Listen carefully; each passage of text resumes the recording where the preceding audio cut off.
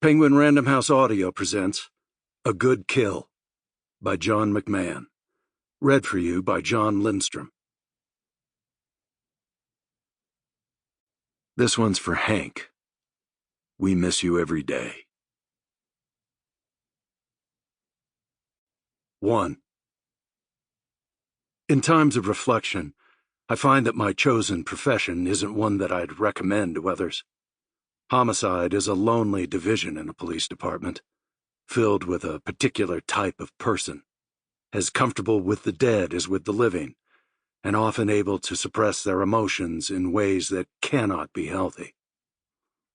My partner, Remy Morgan, had arrived at Falls Magnet Middle School about 20 minutes before me and was hunkered down behind one of 6 patrol cars that littered the school's front lawn. I grabbed a Remington 870P from a patrolman and ran in a crouched position, the shotgun clasped under my right arm, dropped behind the black and white where Remy was. "One gunman," my partner said, catching me up. 3 students and 2 teachers hostage. One of the teachers is injured. A shot to the gut is what we hear. I borrowed Remy's binoculars, placing the Bushnell L series to my face.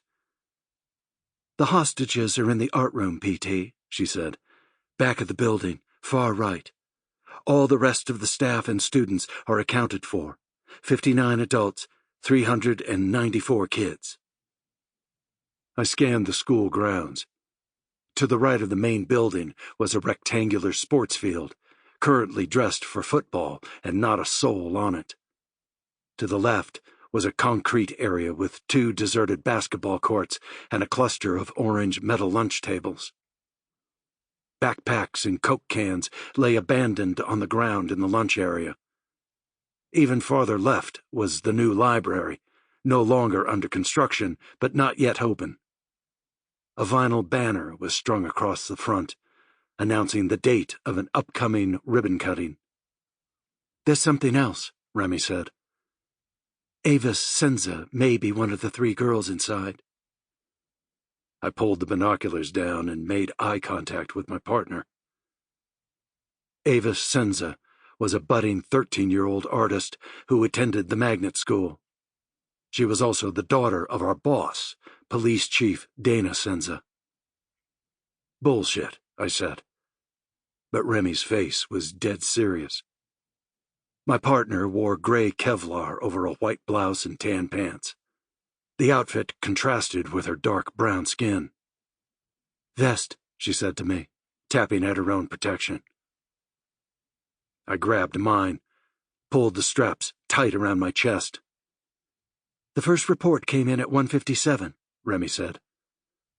"A student saw a man in the art room with a gun.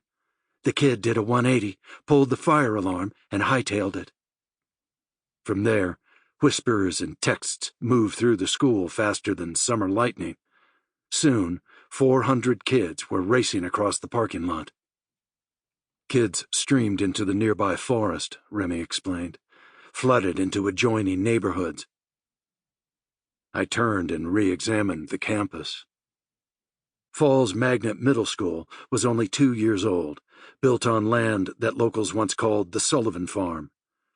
When I was a kid, I'd ridden my dirt bike here with friends, a 6-foot-long frog gig duct-taped to the handlebars, the metal pole of the tool sticking up into the air. Where the main building stood was once a pond that overflowed from Cleric River. Back when I was 10, you could catch 2 silver perch and a bullfrog here on a good Saturday. I leaned on the butt of the Remington. "You got an ID on the weapon, Rem? So we know what we're up against?" Remy turned to a patrolman, crouched just the other side of her. My partner had the sharp cheekbones of a fashion model, and her long hair was flat-ironed and cut at an angle at her shoulders. She could be intimidating. "The students who ran out of the school," she said to the rookie. "You got 'em in a safe area in the parking lot?" "Maybe half of them, Detective Morgan," he said. "We've been releasing them to parents." "Find me the boy who saw the gun," Remy said.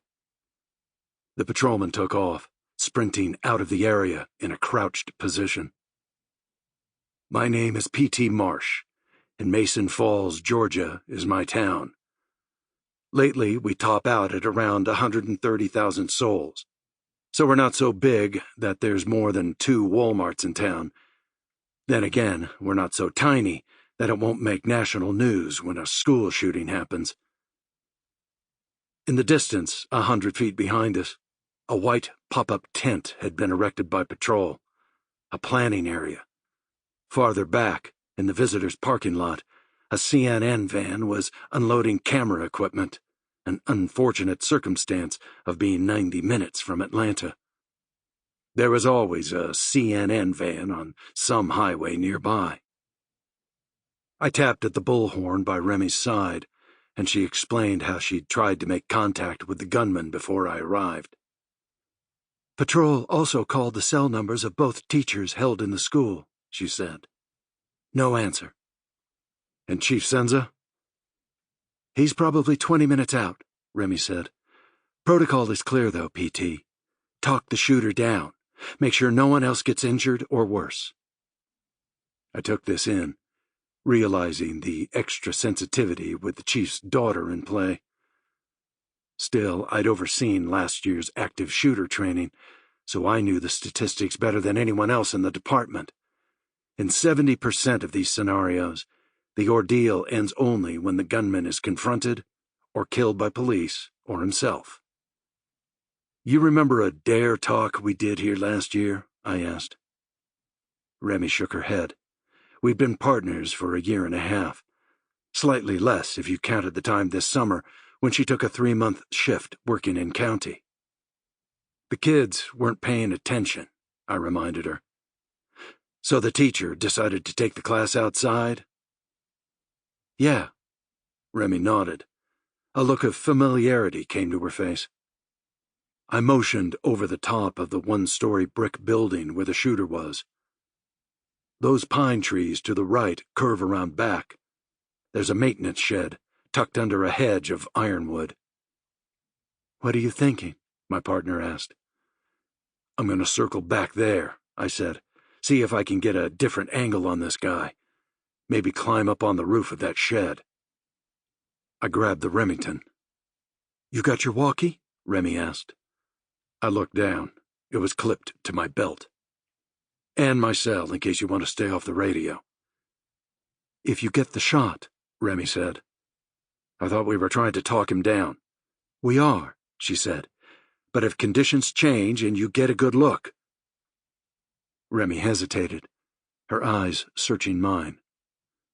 Do you want me to go instead? She asked.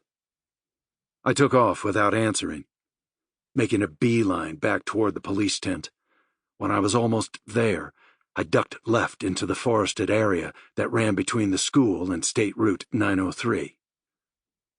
4 months ago, I'd had a guy in the sights of my gun, a killer who'd taken out a dozen innocents. I'd pulled the trigger and missed him, then missed again. If my partner hadn't been there, I'd be dead now. Hence her question. I dodged around thick rows of sugar maple, the silver-gray bark of the trees 5 or 6 feet from each other. Above me, their green and brown flowers hung in clusters. In the world of policing against an active shooter, there's pre-1999 and post. Before the '99 shooting at Columbine, the response to shooters at schools was always the same. Talk the gunman down, call in SWAT, and wait. Post-Columbine, all the rules changed. Go in hard and fast, and if need be, kill the shooter before he can hurt any kids. But when a gunman takes hostages, all bets are off and patience is needed. Prayer doesn't hurt either. I felt sweat building up under the Kevlar, and my walkie chirped. I pressed the button 2 times to signal Remy that I was all right. We just heard something from the media, Remy's voice squawked. As I glanced back, I saw our SWAT van pulling in beside the Easy Up. What have you got? I asked into the walkie, slowing to a stop and breathing heavy. A student talked to CNN. Apparently, he saw the car the gunman came out of. A report... Sample complete. Ready to continue?